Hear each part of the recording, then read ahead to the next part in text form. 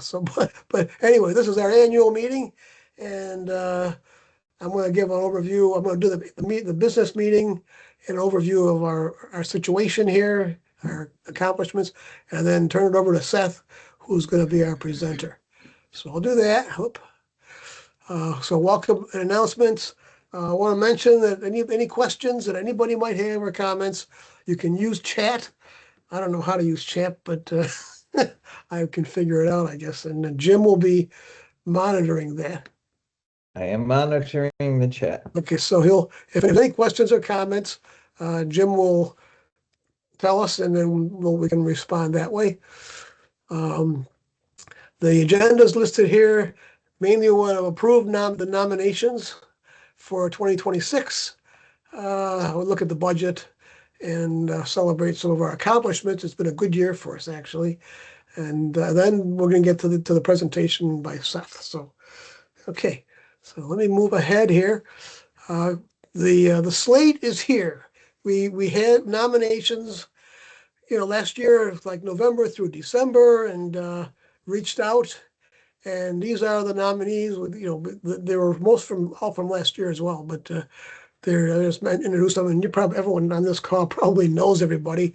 But I'll do those quickly anyway. I'm Doug Funke. I'm the president of the organization. My background is engineering, transportation research, so that's what I bring to the table. Seth is a PhD in geography. He's a software guy. He works doing training systems, and he's our webmaster. So he built the web, and he maintains it for us. So it's an important job. Now, Seth has a full job as well, full-time job. So he does everything he does part-time. So we really appreciate that. Jim is a data analyst from UB, retired. He's also sort of a genius on some of this computer stuff. He set up this webcam thing and got it to work for us when we couldn't get it to work, so we appreciate that. His background, as I said, is data analysis. He's also the treasurer for us and also from East Side Parkways Coalition. So he does two big jobs. He spends a lot of time on those, as well as going to all of our meetings and so forth. Rebecca Riley is our secretary. She's a CEO of Queen City Bike Concierge. It's a bike courier service. She's been doing that for a long time. She's done it in over 50 cities. She got a book written on it, authored. It's called Nerves of Steel, and it's out now in audio. So I have a copy. I've read it. It's actually a good book. It has experiences of people who make their living riding bike, delivering stuff. And it ain't easy because you get run over by cars and fall. I mean, I can tell you that. I fell off my bike and had a problem from that. So anyway, this is a full-time work for her too. So she does this work part-time. I mentioned Jim. Anthony Carter, he's our newest member. He's a student at UB. He's a grad student in the architecture and planning department. He's lived all over the world, so he's familiar with transit systems everywhere. And he's a young guy. He has some exciting new ideas. And one of them we're going to hopefully work on this year and have some presentations on it. It's this idea for a gondola at Niagara Falls. And it is exciting. We tried to get a gondola going here on the Outer Harbor and didn't really get it going, but he's got one that I think can get going. So he's good. Tom DeSantis, he's a certified planner. He worked as a director of planning and environmental services in Niagara Falls for many, many years. He's on the GBNRTC board, which is a great benefit for us because we go to their meetings and we really didn't know how they worked, and now we do because he can tell us. So that's who he is. And we also have Carl. He's a retired system development manager for a large hardware company, actually, on Hewlett Packard. He is a past East Side resident. He grew up in the East Side and using transit, and he's very familiar with the East Side. He's still involved. He's a member on several boards for the East Side, Fillmore Forward and Central Terminal, and he's able to connect us with all those organizations when we need to do that. So he's been a valuable member as well. He's retired like some of us, but he's so anyway, he's kind of, that's his background. So let me feel free to, if you have comments. I also want to recognize our past board members, Gladys Gifford, who was the president for before me. She was president for like 12 years. And Lynn Magdahl, who was, she had a lot, she was our editor for our newsletter for many years, and she had many offices over the years, and she's now retired from all of that. So anyway, they're emeritus, they don't get to vote or anything, and we don't need to vote on them, but that's who they are. Let me go back here. This is our slate. And why don't we, if I can I get a nomination to accept the slate of nominees? I'll nominate. Okay. Yeah, the whole slate. Is there a I second? second the motion. Okay, all in favor? Aye. Aye. Aye, everyone agrees. Okay, anyone opposed? Any discussion? Okay, let's move on. I mentioned there are emeritus board members as well. I'm just going to quickly mention our budget. It's just sort of a thing we'd have to cover here. We had a very good year.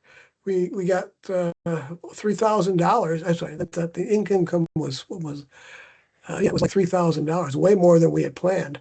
And we didn't really raise our budget. Last year we were expecting to spend $1,700, and we just raised it by a couple $100. We may end up dipping into some of that if we have to take a trip or something. But right now, we're doing very well. We made some good money. Lots of donations and memberships made that up for us. I just want to thank our volunteers. Tim, I see you on the call. You come to a lot of our sessions and our tabling things. We really appreciate that. And some of the others are doing the same thing. William Evans comes to a lot too. And so these are all our volunteers, and Jim does a good job of getting the notice out and saying, hey, we got something going on. Can you come help? And Tim is always there right away. And so is William. I don't want to mention John O'Brien. He's a new guy. He is going to be our speaker at the next meeting on some really exciting stuff that he's proposing for Amtrak in Buffalo, Niagara Falls. So he'll be a speaker. So I want to thank our volunteers. And what we're working on, I just want to mention, because this is important. Our prime directive is to make transit a competitive alternative to driving for everyone, and we aren't there yet. I can tell you that everyone who uses transit knows how hard it is to make things work schedule-wise, and cancel buses is just awful.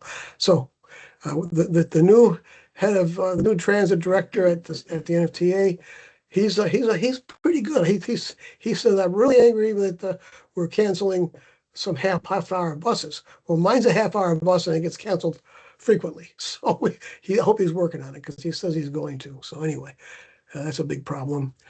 The examples of the work we need, tabling is a big deal. Display a yard sign, to distribute them, looking for grants and so forth. You can see the list. I don't want to take more time just reading, but so that's where we are in that. And I want to say a couple of I'm going to turn this over to Seth in a few minutes, but I want to just celebrate a few things. The CRT has been working on this work since 1965. I've been doing it for over 15 years, since 2013 as president. And this is the first time that I've been able to stand up here and say, we have an extension of the light rail into a brand new station for the first time. I've never been able to say that before. And I encourage everyone to go down. If you take the light rail down to the end, the very end, and the station, it's an indoor station. It's the old D&W terminal. And you're indoors, and you can get to the waterfront and from there. It's really, really nice. I haven't been there yet because of my health problems, but I'm going to go down there as soon as I can, actually. And the other thing is that there's an upstairs part of this thing, and there's going to be retail set up there with an indoor walkway over to where the Sabres play, and that's going to take another year to get that working. But you have money for it, and it is happening. So, hope we also have. That's really a cool thing. Oh, absolutely. Have you been to it? No, just the idea of it, that we plan, we'll have, mass transit doing a massive job of moving people. It ought to make an impression on people when Yeah. they get in and out of the game more effectively. Yeah, and it's going to be exciting. Right now, when you get out of the game, you go outside and stand in the cold and wait for the train to come, and the train is packed full. And then you get on it and you shoulder to shoulder, and then you got to wait for the next train. They can stage 4 trains in here, so you get on a train and it takes off, and then the next train pulls up, and you get in that, and you sit in the warm and the seat until it's ready to go, and it goes. And you got 4 of them. So it's a big improvement. In fact, we're pushing to do the same thing at the Bills Stadium, but we can't even get them to do the light rail out there yet. So that's one of our projects. So anyway, I have on here just quickly the Amherst extension. The EIS is released. It's been reviewed by the public at public hearings actually, and we had very good positive feedback. Over 750 comments, 87% in favor of the light rail. And everyone was impressed with that, because usually you get 50-50, not everyone was in favor of it. So it's going to help us sell this to the feds and get money for this project, because it was good. And I got to give a salute to Jim. He's the one who got them all. He set up cards, and he went to all these meetings and said, hey, don't forget to tell the NFTA how important this project is. And we got 750. So it's a big success for us, and it's going to help us get federal money, because there's public support, and also get our political leaders on board as well. So it's very I good. have a question for Tom. Okay, The GBNRTC today moved that to illustrative projects. moved what to an They illustrative? did? The Amherst extension? extension. Really? What does that mean? That's what I'm asking. Oh, okay. That means they don't plan on doing anything for at least 5 years. Yeah, but they have money in hand to do the next step. We don't have money for construction. Maybe We they, have money in we'll have hand to to ask do them why they're pausing. So, hi all, this is Kelly Dixon from GBNRTC. If I could just jump in quick. So what the action today was to release 30-day public comment to have the project added to the new tip as an illustrative project. So it's been in our long range plan. This is another step to make sure that it's on the tip as an illustrative project. It's illustrative because not all the funding has been secured. That will come with time, but this is another step in the process. But yes, Tom is right. It will be a long process. So, but in other words, this gets it on the tip, is what you're saying. Correct. So yeah, so that 30-day public comment for adding it to the tip as an illustrative project went out today. So, we welcome those public comments, any that may come from members and interested folks from CRTC. Okay, we've got a new project to go ahead and get public comments, everybody. Okay. Send them to staff@gbnrtc.org. Correct. All right, will do. Thanks, Jim. Thank you, Kelly. Thank you for coming to the meeting. Yeah, thank you. But illustrative usually means that there's no money. Well, not all the money has been secured for this project. Not for construction, but there's money for the Right. engineering. So Whatever they're doing, whatever the NFTA is doing now, I'm assuming they're doing something. They must have money for it. Yeah, they're doing engineering. Yeah. So after engineering, then they can put it out for bid and see how much it's going to cost, and then they can go with their head in their hand and ask for some money. So Yeah, so that's going to be important, right? I'm just wondering why the NFTA project isn't on the tip already. Yeah, me too. Not all the funding is secured, only for parts of it, like the engineering. Yeah, but when you're spending money on a part of a project, usually it's on the tip. You're spending federal money. Right. Kelly, what's the scoop again? I see you're unmuted. they just approved the new tip I can't speak to so we just wanted to make sure that it was added into the new tip that's just been approved by NISDOT, which took longer than anticipated. Okay, all right. So All they, right. so they approved the EIS, is that what they approved? No, That's a separate issue, but this just has to do with making sure that this project, which is mentioned in our long range plan, is also reflective on the illustrative list on the transportation improvement all right, it's a good plan thing. that's just been adopted. Okay. So we're moving ahead with this, right? This isn't a roadblock. It's a next step in the process. So Okay. I encourage if folks are interested to submit public comments, Okay. it'll be open for 30 days.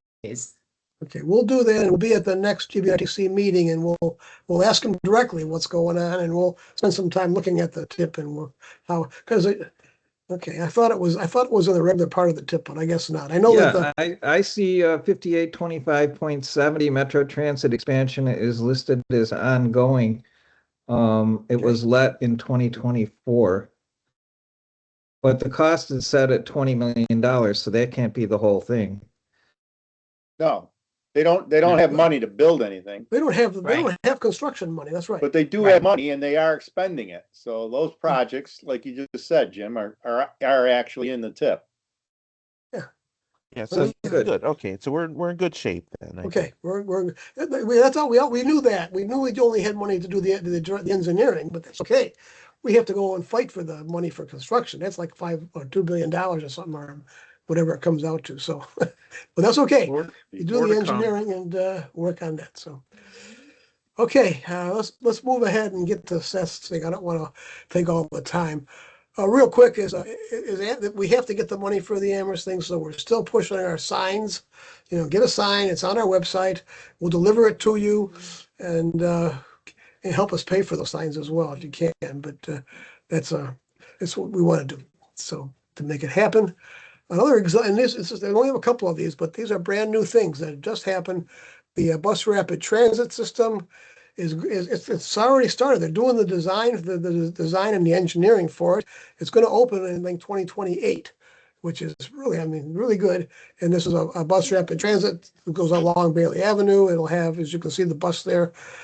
They'll have dedicated bus lanes. They're going to have nice shelters as opposed to the ones they have everywhere else. So it's a big plus that we're excited about. And the other thing, I'll put it up here. I'm not excited about this, but it is something that's happening. This is the bus hub. It's gonna open this year. That's why I put it on here. Is at the new Bill Stadium. They're gonna have, we've been fighting for and we'll continue to fight for light rail out there. We talked to the new transit director at NFTA. He thinks it's a good idea to get the light rail out there. The previous guy didn't think of it. Wasn't as excited, I should say. But anyway, they're gonna build this hub. It's got room for 20 buses, and we went to their public hearing, and we told them, it says, well, 20 buses with 40 people per bus, that's like 400 people or whatever it comes out to. How are you going to get the other 50,000 out to the stadium? And their answer was, however they can get there, which is to drive, basically. So we're going to keep pushing for light rail out there, and hopefully we'll get a receptive ear for that. So anyway, just a quick update, and Jim knows this better than I do. But for those who aren't familiar, we had 3 lawsuits to try to get the DOT to not build the Kensington Tunnel for $1 billion. And the first one was to make them do an environmental review, and we won that. They're starting the environmental review. It's going to take a couple of years, so we have a couple of years to then be part of that, and they do have to look at all the alternatives as part of this, so that's a good thing. There was a lawsuit that was required the DOT to restore the parkland taken for the Humboldt, and also to follow the Constitution's Green Amendment. And we lost those, and those are under appeal now. We presented to the higher court on the 12th, I think it was, just a couple of days ago. So we're waiting for their response to that. I mean, if we win either of those, it's going to be a big plus. But in either way, we've got the EIS, so we're going to be part of that and make sure that they hear us about how it should go.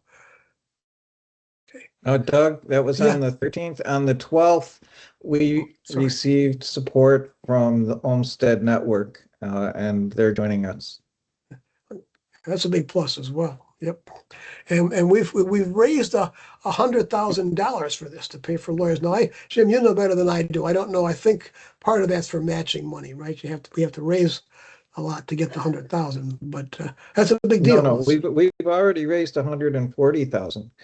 And but we need more. We need to do a transit study. We need to do a traffic study. We need to do there's 3 or 4 studies that need to be done. And I can't think of the fancy names for them, but we want to do environmental in terms of economics. We want to do several studies, and those we do need to come up with funding for. Okay. Okay. Well, that's good. I mean, that's a good news. We raised that much money already. It's a big deal. CRT, we never raised that kind of money. We didn't really need that much, but so we're hiring real lawyers to fight these arguments for us. So this is a big plus. Currently, there is a $100,000 challenge grant from the Baird Foundation that every dollar that we take in until I don't think there's an end date on it, but we get a dollar for dollar match from Baird. Yeah. Yeah, I donated with my 401k money. We gotta do these RMDs every year. We gotta take 20 per whatever the percentage is, and you can use that money without paying tax on it. So it's kind of a nice thing to do. I did it. So okay, so that's that. I'm not going to go through this in detail, but our 2026 plans are to do the same thing we've been doing. Monitor operations at the NFTA, legislative advocacy, education, op-eds, all the things listed here, and to work towards the prime directive. So we're not going to change what we're doing, but we're going to keep on with what we're doing. And we've been pretty successful. So I think that's that's my last slide. If anybody has any comments or questions, go ahead and shoot. Otherwise, we'll go on to Seth. Thank you, Doug. Click on your share button and stop sharing. Okay. How do you, oh, it's okay, there we are. Okay. Okay. And Seth, you are a presenter. You can click share. All right, here we go. I'm gonna Okay. get my window in here. Yeah, so I'm really excited about this, especially when we have our next expansion coming. So let's get the slideshow started here. Oh, come on. There we go. Can you all see that all right? Yes, It's not big Oh. though. Oh, surprised you have to about run the that. show. I've done that. Big on my cell phone. Oh, that's weird. Okay. I wonder if this is an open office thing. Let's see. Well, we'll try this. Ah, there we go. Just have to do it this way. Let's see. How about now? No, we still see your little previews on the left. It's just in Oh. regular view. It's not. Oh, It isn't presenting. that's weird. Okay. Well, I guess this is not unusual to have a technical error, I suppose. Let's try opening it the other way. Let's see, slideshow settings. Let's do presentation in a window. And then we'll do it that way. All right, how about now? Nope. Not Share it. yet. Share. I have to do that again. Live, everybody. There we go. How about now? Oh, Close. that's better. Close enough. Okay. We can take it. It's good. All right. All right. Well, the reason why I find that this presentation is going to be particularly timely is that we are dealing with a new expansion. So what will happen every time somebody mentions Metro Rail is that they'll say, oh, well, Metro Rail, it killed downtown. Yeah, then everybody will see this every so often whenever you have any sort of historical picture that's posted, especially on Facebook. I've seen this happen on Facebook, but it happens in a lot of other areas. So I think this is a good time to talk about this particular myth And it's been a particularly common urban myth in Buffalo over the past few years. So all you need to do is just look at a little bit of data. And I want to start this out by framing this with this really great set of pictures. Uh, some of you may have seen these from time to time. I actually use one of these as my header image on Facebook, but they're from 1973. They're from the EPA of all things, which was brand new at the time, and they were documenting the pollution in Buffalo. By accident, they also happened to have documented a lot of urban decay. All right, so let's go to the next page. Oh, so the Metro Rail myth is as follows. Because Metro Rail construction and operation has been coincidental with the, dying retail in downtown Buffalo, Metro Rail was blamed. So, as many of the people here know, Metro Rail started construction in and around 1979 and it opened in 1985. And then the full extension of the line was from 1987. And then we had our final extension, or our most current extension, I should say, late last year. So the actual reasons behind the decline of downtown retail are macroeconomic factors. So these are factors that are nationwide and even international. The other thing too is suburbanization. So we'll get into some of the technical detail behind that.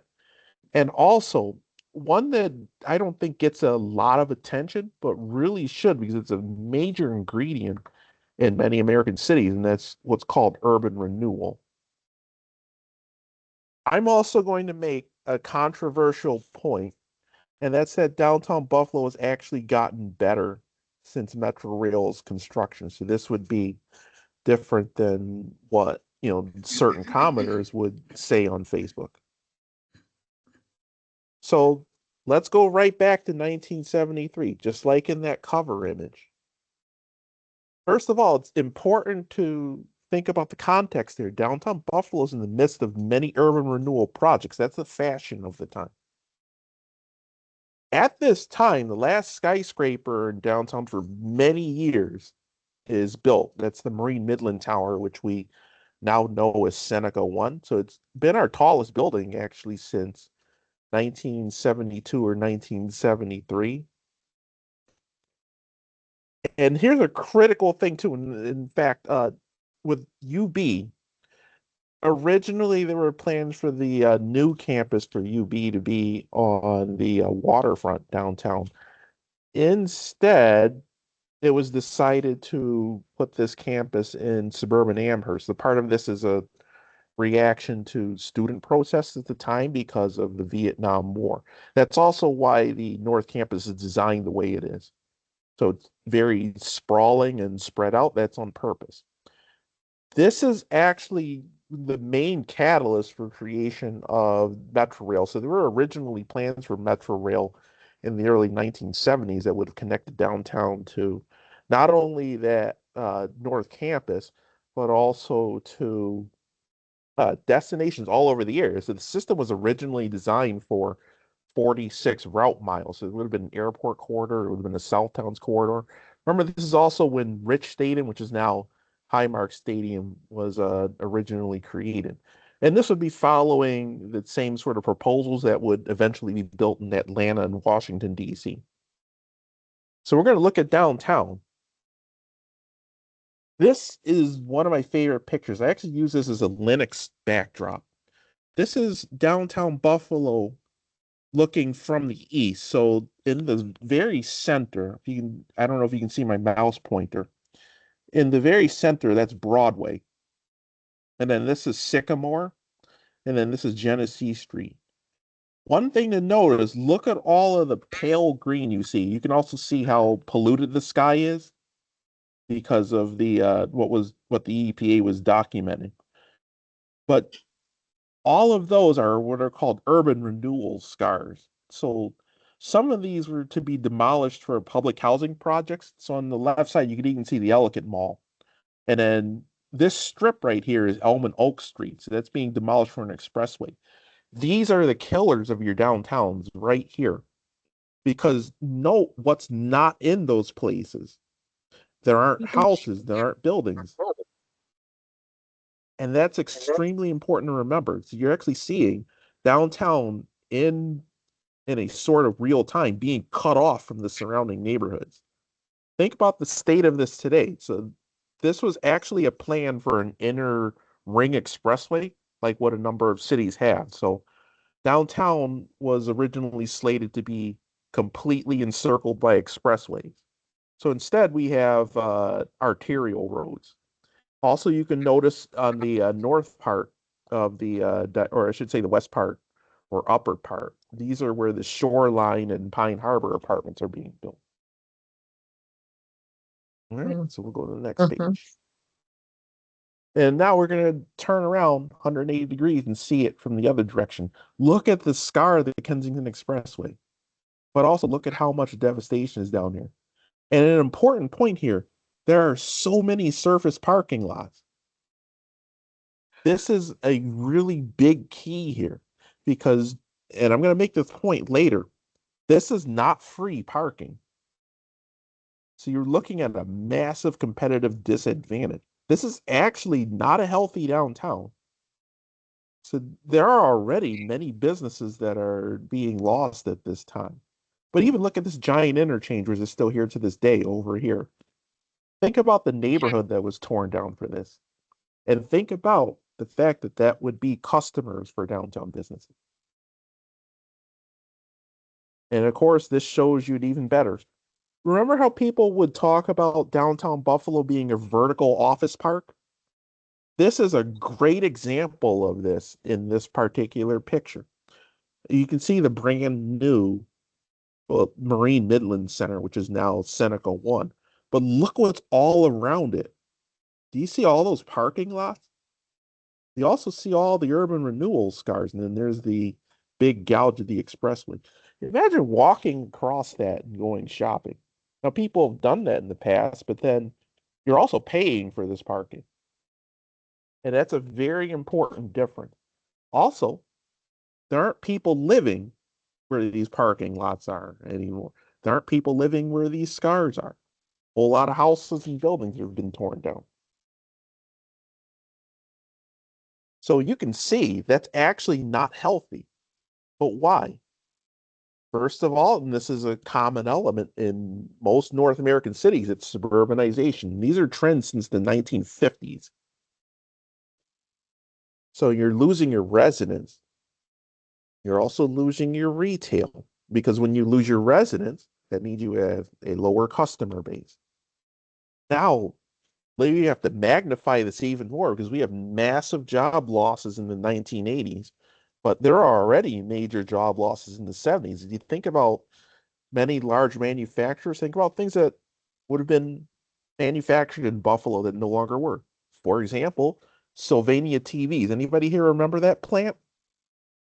There used to be TVs made in Buffalo. Everything. Yeah. Here's a very, very important point that I think a lot of people may miss, and it's that automation reduces labor. There's also a global race to the bottom in wages.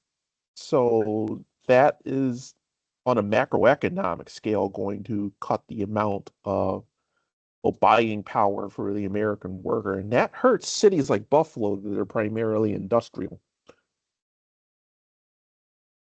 The population is going to tell us the story, especially for downtown's fortune. I've bolded the years from 1960 to 1980 because those actually represent the greatest decline in Buffalo's population. So by the time Metro Rail has started construction, Buffalo's already lost almost half of its population from its peak in 1950s. In 1950, there was a peak of 580,000. So you would expect incredible density in everything. Through the 1950s and 60s, you're getting the acceleration of urban renewal. And at the same time, you're getting the shopping malls. So Main Place Mall actually is a relative latecomer to a number of the other suburban malls, because that's from 1968. That's got an office tower attached. Those kind of downtown shopping malls, though, don't tend to work as well because they don't work with the downtown kind of typology. They do the same thing the suburban mall does. Your idea is you have to drive up to it, and then you're going to shop, and then you're going to leave. So they typically don't have a lot of street-facing frontage because you want to have your people on the inside in the mall.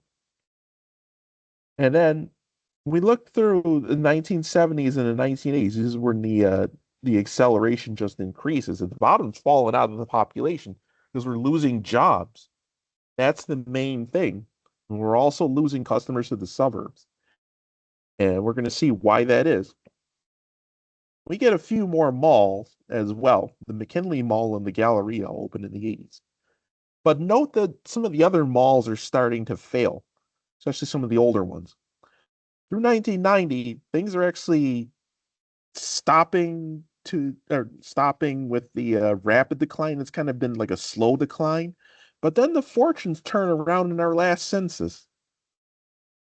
And then there are actually really cool things happening in Buffalo. There's a lot of new development. There's a lot of adaptive reuse. So people are actually doing the things that should have been done in the 70s. Here's the other thing too. Metrorail is a last-ditch effort to save downtown Buffalo. As reported before, we had several suburban shopping malls opened by the 70s. And again, we'd been losing population to the suburbs. So the idea behind it is to try something novel and different to head off the effects already happening here and across America. So this is where people would say, "Oh, we're going to go and see how does Europe do it?" Because at the time, many different places in Europe had vibrant city centers. And one of the most important things that did not happen in a few of these cities is that they did not demolish the entire thing for automotive-based development. And also, European cities work a lot more differently because people tend to live close into the city center. So the cities in Europe tend to be a lot more compact than American cities, and that makes a big difference. So you see those real culprits of the suburbanization, but there's also a fundamental incompatibility, which I'll be able to show you in a drawing. This is also, by the way, in an article that's on the website. So if you go on our Citizens for Regional Transit website, you can see a long form article of this. And note that cities like Buffalo were originally designed before the automobile, so they're designed to be in a walkable scale where you could take a short trip by public transit or drive or anything like that, but you always have a choice in how you get around. And there's a lot of density. So a lot of different uses, like you can have apartments over a store, things like that. Those don't happen in an automobile-based sort of development scheme. Note that when downtowns worked as retail locations, there were fewer barriers to people to go to those downtown stores. And of course, people would more commonly use public transportation. Crucially, when the populace is more automotive, that's going to change the equation. That's why I mentioned the paid parking before. Here's the key. So in suburbs, the land is cheap, so it allows you to do sprawl. So you can get lots and lots of free parking. Note again from those pictures in 73, that's all paid parking. So you're not getting that for free. And the street parking, of course, is not for free. And that actually continues to this day. So there are a bunch of parking lots downtown actually that are still paid, but they're mostly empty during the day. This is especially true now after the work at home revolution post COVID pandemic, or at least the post of the height of the COVID pandemic. It's more convenient when your population is mostly suburban, just go to the shopping malls because it's cheaper, it's closer, because you don't have to pay for the parking. Now, why is the parking paid in cities? It's because the land is more expensive. The land is more expensive because there's more infrastructure built up. That makes it more valuable, and that's why the buildings tend to be taller. That also means the free parking is uneconomical. So usually the most of what you get will be some sort of validation scheme where if you go to a business, they'll be able to uh, give you a free 3-hour window for parking or something like that. So that's a competitive disadvantage when your population is primarily automotive. So here's a controversial point. No matter what, downtown retail was doomed. No matter what, it would not have mattered whether or not Metro Rail was put in or the Buffalo Place Transit Mall. And that's because of structural factors. So first of all, the massive job losses at the same time. When you lose your job, are you going to be spending a lot of money at department stores? Probably not. And again, these are going to be partially due to automation, but also the global race to the bottom in wages. And again, you can't compete with the suburbs for a suburbanized population. Because if you live in Hamburg and you've got the McKinley Mall right there and the parking is free, most people aren't going to go drive down to the main place mall where you have to pay for parking. But there's another thing too, which doesn't get a lot of attention, and that's fundamental changes in the retail industry. So every last one of those independent department stores, the ones that people talked about having the Christmas window displays downtown on Main Street, every last one in every city is gone. Especially in New York, but not even just New York. They're gone in places like Ohio. They're gone in places like Pennsylvania, even in Georgia. Those old stores are gone because of fundamental changes in the retail industry. You're also going to get all sorts of consolidations that happen. Chains buy one another and then they start to sell them off. And then we now have Amazon now, which makes brick and mortar retail functionally obsolete for a lot of things. And to cap that off, you get the urban renewal. Here's an important point too. Because pre-automobile cities are designed for walking, if you make it hard to walk, people aren't going to bother walking. It's the same reason why people aren't going to bike if you make biking hostile. So when you demolish things for expressways and high-speed arterials, that's a problem. Demolish your neighborhoods, that's a problem. And of course, when you only do offices, you don't do mixed use, you don't have it where people can live near where they work, that's going to be a problem. And of course, even the offices are starting to suburbanize by this time, by the 1970s. And of course, we can't also forget, we get these demolitions for mega structures, they're going to create even bigger barriers to walking, like the convention center, which is a horrible looking building, especially with the rough brick, which has finally been painted at least. But when you walk by it, it's just a blank wall, even if it's got pretty art on it. It's just a blank wall. What's the walk in that? And there's no shelter. And here's the controversial thing I'm going to say. Downtown Buffalo is better off right now. And in fact, Metro Rail has helped Buffalo. First of all, the reason why that is that investments in high quality public transit represent a long-term investment. That means that there's security in your investment. So if you're a real estate developer, you know that the NFTA isn't going to just pull up the tracks after they've spent many millions of dollars to install a transit system. So you know that if you build the building or if you invest in a adaptive reuse or anything like that, your investment is safe because your value is going to go up.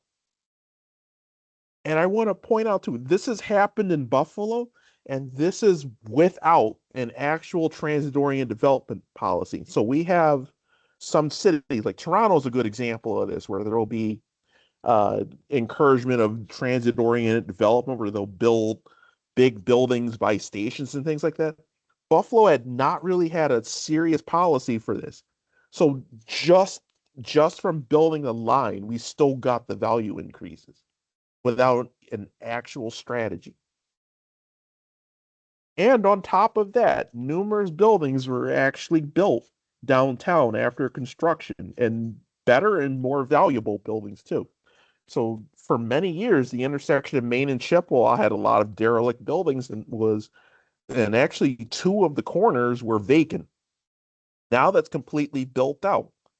That's actually where Fountain Plaza is, as well as the old Gold Dome / now M&T Center. So we know the path forward.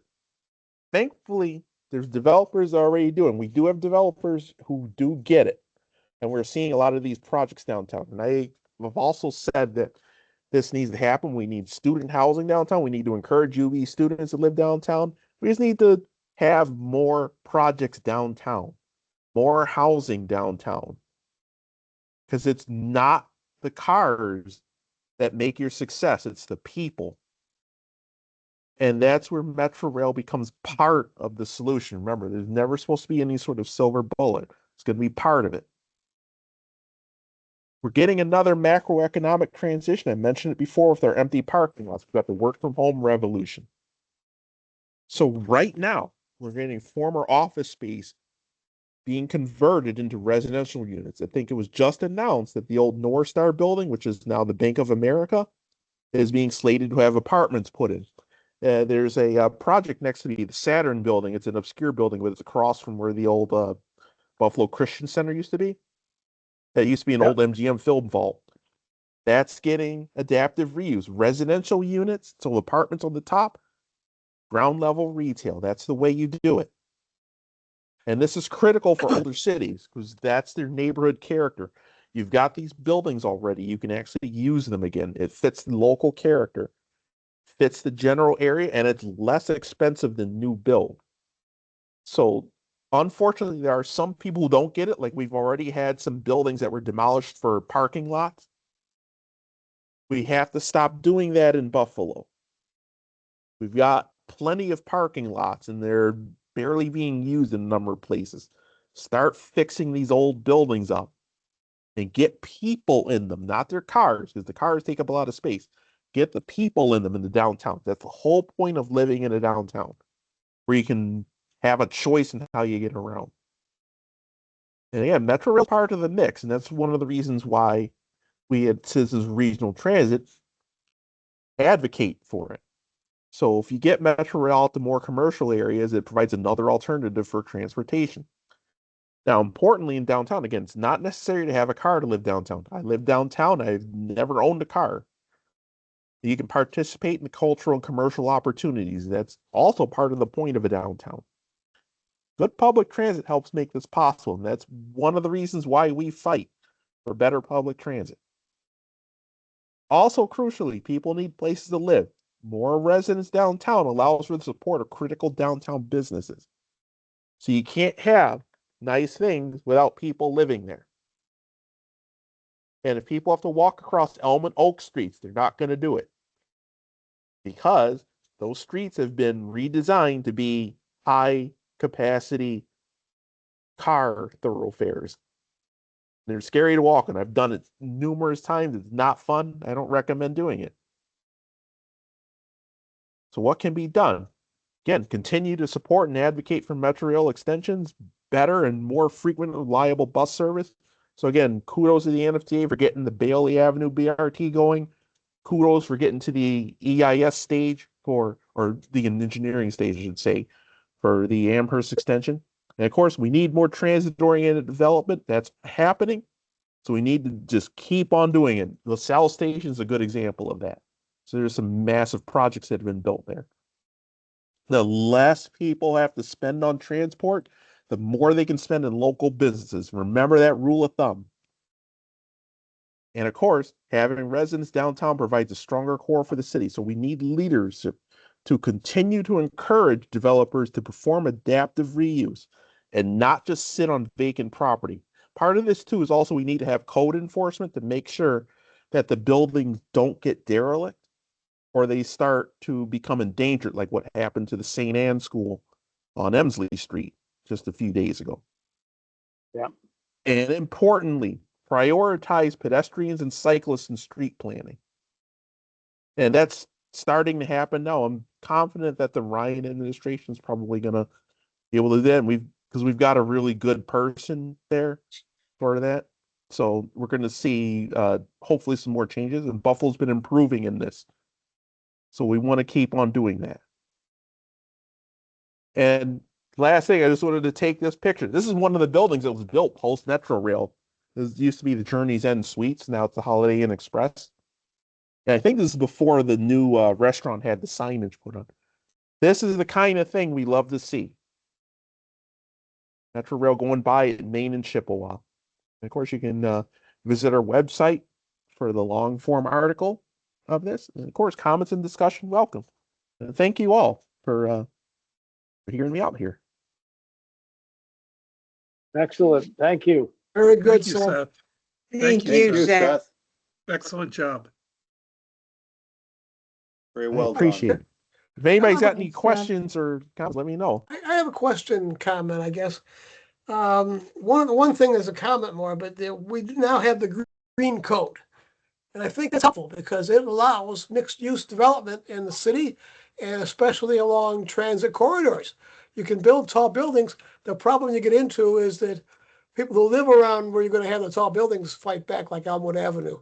You know, you got developers wanting to build, tall buildings, and Yeah. the people who live there, including Betsy, I gotta say, Betsy lives had her place right there, and she said, "No, I don't want a big tall building next to my house." So you can Yeah. understand the trade-offs, but the green code allows you to start to make it happen, and it's happening in Buffalo. Seneca Tower is a good example too.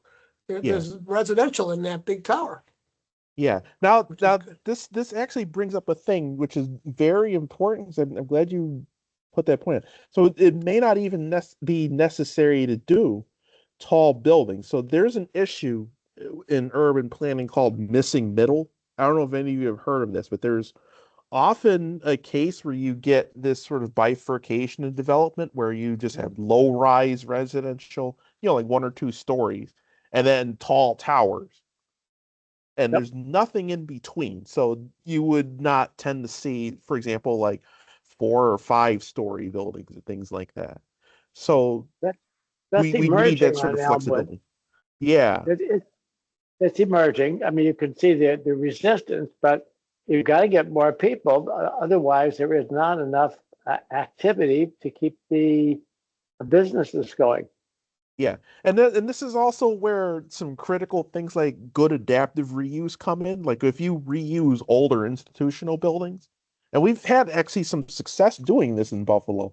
There have been some major wins that we've had. So we want to see more of this. Like I took a lot of photojournals of the Trico building, for example. That's a huge win. Yeah.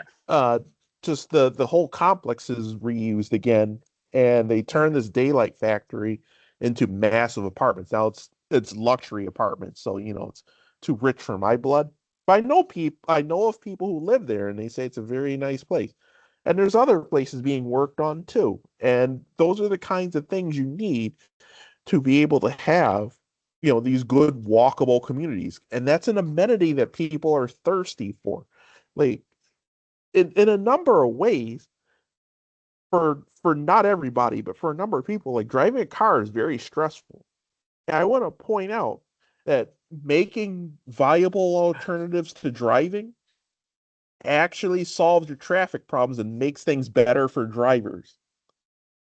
So the more people who are not on the road, who don't need to be on the roads, and for the people who say I can't use transit, those people benefit when others have alternatives in how they can get around. Right. And also alternatives in where they can live. If you can live in, for example, Elmwood Village, and all your services are right there. If you've got like a good market where you can get food, if you've got, good amenities in the area, you can take care of personal services. Maybe you might not need to whip out a car. Maybe you might not even need to drive out to Amherst to get some proper shopping done. Those all work together, and that's also why I think the green code is a good thing too. Because we for many years had not actually had a policy like that. Another thing that also happens is parking minimums. So I believe that's also part of the green code too. If you have very high Got rid of it. parking minimums, Yep. then that means that you have to develop lots of space to either structured parking or surface parking. But when you add the parking, that means you are reducing the number of destinations you can support in a city. Yeah. Because the typology is just wrong. Yeah. Yeah, I have a comment or a question too. I mean, Yeah. we live in Amherst. We live right near the boulevard, so I'm able to walk up. It's a half mile. I can catch the bus. It's not a frequent bus. It's every half hour, and they cancel some. But I can make it work. But we couldn't live in Amherst without a car because Yeah. there's too many places you just can't get to. So we went down to one car. It's only one. It's an electric car. We plug it in. But my church is out further out, and you can't take a bus to church. First, they're not frequent enough, and it's too far. Amherst is spread out, and if you want to go anywhere, you have to have a car. So my question or comment is, how do we make it work? We've got all this sprawl and this horrible, build spread out stuff. My thought was, and I argued with Tom George about this, and he's still in the dark ages. I hate to say it, but the new guy I think is right on. Have park and rides, and we've got a perfect park and ride at the Bills Stadium. There's room for Yeah. thousands of cars there. They're not used most days, and you could have that a park and ride, and it also be used for the stadium itself when they have ball games, you know. I mean, but the problem is nobody does that. I mean, nobody Yeah. has it set up. We don't have light rail out there. If we can get the light rail out there, people will drive there. I've argued with Tom George because what we've got this sprawl. Everyone lives out in Amherst and Cheektowaga and everywhere out. They all have cars. Then they want to go to a Sabres game and they want to go downtown to work. Then you have to drive because you can't get out of your house to get anywhere, and you don't have a park and ride. So we have the problem we have right now on the Kensington. Kensington's a horrible mess, Yeah. congestion and accidents and people getting killed.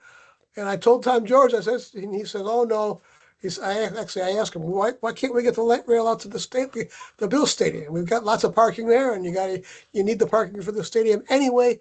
And he says his comment was, "That's not going to happen." Yeah. And I got So mad at him and I told him it needs to happen. You're in the dark ages. Get to the 20th, 21st century. And I didn't say it that way. but yeah. but this new guy understands it. This new guy that took Tom George's place, he understands it. And he says, no, we need to be doing this, extending light rail. So I think it's a big Yeah. improvement. So there's a couple of things here. Um, one one is a quintessential problem in American public or urban planning, I should say. So there's been I would say, decades long uh, sort of inertia towards sparse single family development, and unfortunately, that causes a big financial spiral for public transit. And in fact, just like a lot of other infrastructure, like in a number of suburban places, there's been an issue with paying for infrastructure upkeep. So a number of suburbs have been able to kind of coast on the fact that the infrastructure was newer at the time, but everything has to be replaced at some point. So you're going to end up with situations like that where having transit service, for example, to go from suburb to suburb becomes an impossibility because fare box recovery might not be enough because there might not be enough trips to justify the service. We saw a demonstration of this before where somebody taking a trip from Amherst to go to Buffalo State College from a particular spot. It may have been either Amherst or Tonawanda. It took them 2 hours to make this trip by bus. And the other thing I want to point out, those kind of things happen because transit agencies are often put into a no-win situation funding wise. It depends greatly on how the transit is funded, but also what kind of barriers exist to the transit, may it be topography or resistance from the people in the particular area. And the balance that has to happen, this is something I've been challenging NFTA about in writing, is are you going to be a viable alternative to driving, or are you going to be a system of last resort? So there's a number of transit agencies that are effectively systems of last resort. So you only will utilize this transit if you have no other choice. Right.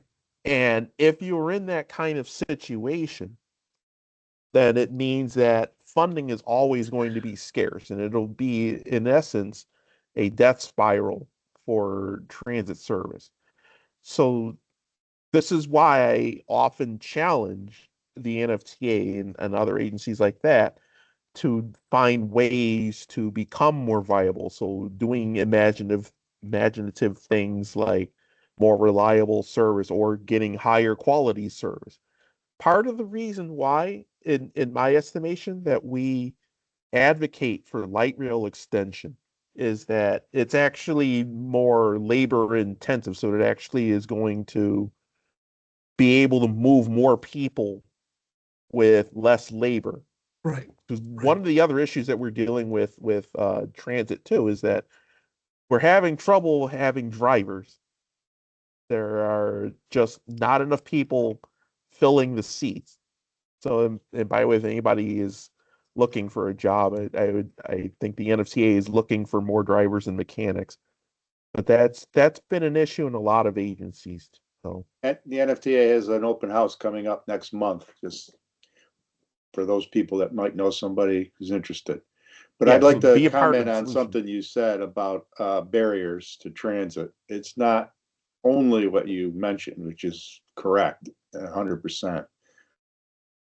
But I think what we as a group, as an organization, we advocate for, expansion of the light rail. And we do so not only because we like the concept of it and believe in it, but the lack of that more robust infrastructure for transit is in and of itself a barrier. Yep. The same way that a highway is a barrier. More highways you have, the more barrier there is for an agency to deliver transit in a community. So the more we double down on rebuilding the Kensington or the Scajaquada or any of these other expressways or high-speed arterials that are 5-6 lanes wide, all of those things become a built-in barrier to expanding the use of transit. Not just being able to walk across the street or you have a functioning neighborhood with a commercial component to it. It just becomes a physical barrier for transit to work the way it should. Of course, the inverse of that is where you have robust transit infrastructure, namely light rail and a light bus rapid transit and a connected system network of bus routes. Though all of those things contribute then to just what you were saying. The more likely it is for people to use that because it's just simply there isn't as many barriers that prevent them from seeing it as a reasonable option to get around. Yeah. And that's I think what should excite us all and challenge us all to work towards. Yep. And the idea about density and middle housing, I'm familiar with that. And in Buffalo, there is going to always be, just like any place, there's always going to be NIMBYism when something gets built. And in my experience, what I take away from that debate is, where development, where the architecture is not done well, you can be 4 stories and it's atrocious to the people living around it. But you can have a 6-story or a 7-story building in the same set of circumstances where the architecture is much more thoughtfully presented and fit to the site and to the surroundings. And there's far less animosity towards that.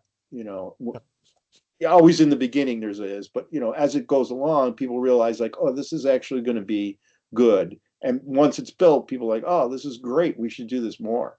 And I think the same challenge is going to be true in Buffalo, because you're going to always have neighbors that are resistant to, higher density, what they perceive as high density, residential developments. But on the other hand, it's critical to have higher density development all along any bus route or any transit route, particularly along Main Street corridor.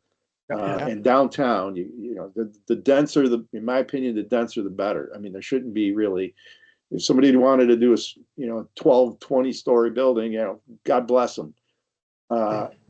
Maybe not so much on Delaware Avenue, but certainly, the default should always be to be as dense as possible, and for the community to be as vigilant as possible that the architecture is actually carried out the design of the architecture is carried out very thoughtfully.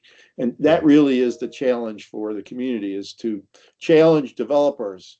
Give me a development that I can actually enjoy and appreciate, as opposed to one I'm going to regret having to live next to. Yeah, we know what we actually had that locally, because the 500 Pearl building, the initial design of it had a really hideous sort of I want to say exterior treatment on the parking garage levels, but that apparently got kiboshed. So that's all important to remember, and hopefully we're going And to I think it's continue with that encouraging momentum. for developers if, they know they can achieve, greater densities, which is, cost effective for them. If they go through a process of kind of public review, then that's good for everybody. Yeah. Meanwhile, we'll just keep hoping for extension and Amherst, and we can work on an airport extension, and we can work on TOD. It's surprising that we don't have more of a TOD policy in Buffalo, because I What think we have that is is by accident. Yeah. I think it's an important step that we kind of probably should address at some point. And I think the green I'm code going to touches that. challenge that. I want to challenge that notion a bit. Okay, go ahead. We do have a TOD policy. With the new LaSalle station that's going right. to be rebuilt, and a very large project is going in LaSalle station. We have, as soon as that's done, the same kind of development is planned for Main Street between Delavan and, wait a minute, I'm gonna turn my phone off because it's sort of Is that upsetting part of the green people. code, Jim? No, this is part of the NFTA's plans for redevelopment of transit-oriented development along the Main Street corridor for the Metro Rail. So how do they get zoning approval? The projects they're proposing are within the green code. Oh, that's what I asked you. Yeah, okay. That's good. Never mind that. I take that back. Yeah, the But green there's also code, development, I want to point out some other developments that are major. There's one at Ellicott and Best. There's another major project going on Jefferson Avenue. There's another major project going on in the Perry projects. There's another major project going on where I don't remember their official name, but there's a housing project down by Canal Side that is also going to be redeveloped. And I think Well, it's Marine Drive. Marine Drive, Marine Drive Yeah. Apartments. That's right. And I think they're going to do something at the foot of Hurdle. So there are a lot of big density projects underway, under construction, and planned for the immediate future. So I'm thinking that's a very good, important thing to point out. Buffalo is not just sitting here not doing anything, it's doing stuff. Interesting. And in the midst of the mess, there are all these interesting things going on. Absolutely. Well, let's Hey. hope the Ryan administration is Sorry, Gonna move I'm those- having trouble understanding right now. Please try a little later. stop, Alexa. Let's hope the the Ryan administration will move these things forward. He's promising to do so. Well, we'll keep advocating. We probably need to meet with them. we need to Oh. meet with them. We need to meet with them. he knows Okay. us real well, and we've talked to him about these things a lot many times now before he became mayor, and we need to make sure that he's not going to forget what we talked about. Oh, it looks like somebody in the chat would like to get another sort of thing about the GBNRTC and illustrative. So if I remember correctly, that was there wasn't all the money that was allocated yet. So it's in the tip, but it's not completely funded yet, or not all of the things are funded for it, but it's still moving forward. Sorry, Okay. I think Which is that is- right? Oh, there we go. So just to be clear, the notice that went out today that was mentioned earlier in the meeting is a release for public comment 30 days for the Metro Rail expansion project to formally be added to the new tip as an illustrative project. So there's a 30-day public comment period. We welcome that, and let me just try. I can, Doug, if you didn't receive the email directly, forward that on and for distribution to the membership when you guys send out your minutes. Does that make sense? Yeah, do that. Okay, Do that. Yeah. great. Yeah. Any other questions? It was really great to be able to talk about that with everyone. Well, thanks, Seth, because I agree. It comes up every single time you're in a public meeting. Someone has to mention how the train killed downtown Buffalo, Yeah. and I just appreciate you taking the time to kind of lay out the timeline of events. And it's it just was a coincidence. It wasn't a cause and effect. Yeah. This is going to be important too, actually, for Amherst, because it's going to go through a commercial corridor. So I think it's also important for us to look at the state of the retail and everything that's there now, and then we want to be able to document what's there now, and then see how it looks, afterwards. Well, I can already predict that it will be much better because right now today, a major corner is a big dead mall. Yeah. And 10 years from now, when the thing is built or close to being built, and it has riders going by that corner, whatever is there is going to benefit. I mean, both will benefit. More people will use it to get there, and people will use it to get from there to other places. So I can already predict it will be better than it is today. Yeah. And just as a little postscript on that too, do you know that now there are only 2 of the malls left that are essentially functioning? I believe it's just the Galleria and the McKinley. Is that correct? I wouldn't know. Yeah, because I know the other ones like the Eastern Hills Mall are essentially defunct. Apple Tree should be gone. It's long ago turned into offices. Used to be called the Como Mall.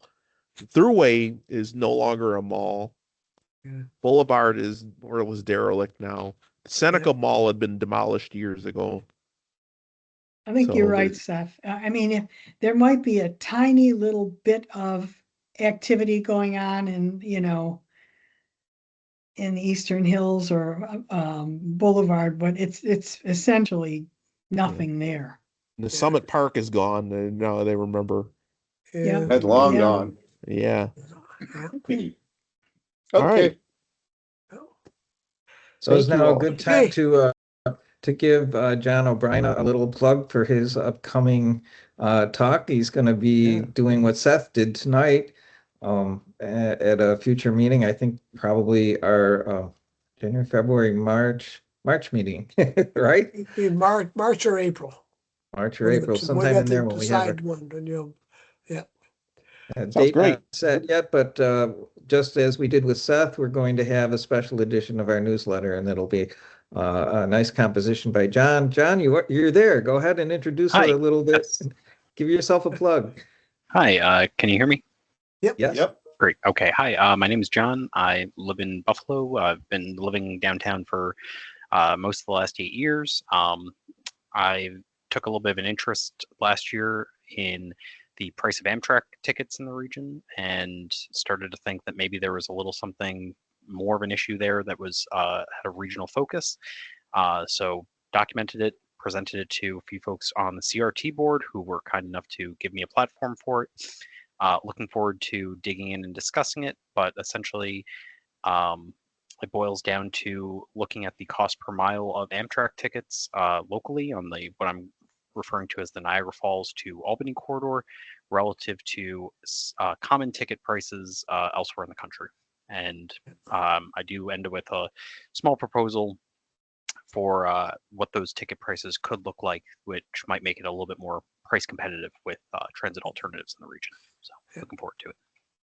Yep. And I'll just mention that this talk is also recorded. I think you can get it on our website, Jim. It's going to be there, and certainly your article is on our website. So if anybody has interest of this beyond the group that listened here, go to our website and you can look at Seth's paper, and all of our papers are there. So you can have somebody who couldn't make this meeting can find out what's going on. So. Or is this the regular monthly meeting date? Pardon? Is this the regular monthly meeting date? Yeah, I think Yes, so. yes, it is. Yeah. Okay, I can put it in my calendar. I never kept track of it enough to know which way. It Seemed does change from episodic. time to time based on holidays and availability Oh, yeah. of people and things like that, but it's pretty consistent. Yeah. Yeah, good enough. That's life is. Do you mean annual meeting or monthly No. or quarterly meeting? Monthly. Is this the date of the monthly meeting? The typical date of the monthly meeting? Yeah, Yes, it is. we call it our informal meeting day. No. Oh, okay. No, but I it's thought not- I'd put it in my calendar so if I keep a little bit ahead, maybe, But they're not monthly, they're quarterly. These meetings are quarterly. The annual meeting is always in January, usually around the 20th or so. So So you this meet is every 4 year. times a year. That's why it seems Four smart. times a year, yeah, yep. Yeah, Yeah, okay. and some, that's what we've been doing. And sometimes in the summer, we kind of don't have one if people are busy, but Okay. so that's the plan. Yeah, and so the next one will probably be March or April, but we kind of wait and talk to the speaker and see Okay. what works for them. Okay. And there's one in the fall too. I won't try to systematize it then. I'll just hopefully watch my email. Good. Yeah. And anybody who wants to be an officer or participate on the board, if you're not already on the board, we're also occasionally have little get-togethers that are more social than business, and like hot dogs and hamburgers and stuff. And we still get some business talking done too. Yeah.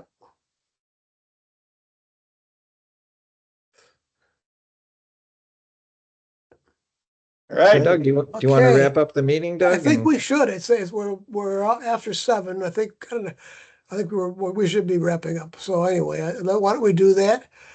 Seth, I want to thank you for your talk again, and it was a great talk, and it got all of us interested and excited about what could be.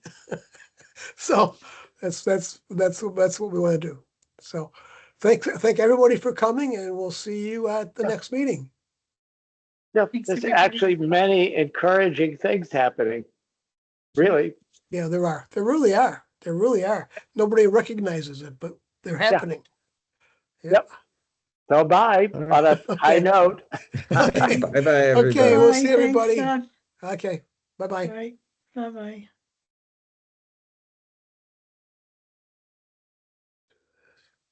How do I escape? Yeah.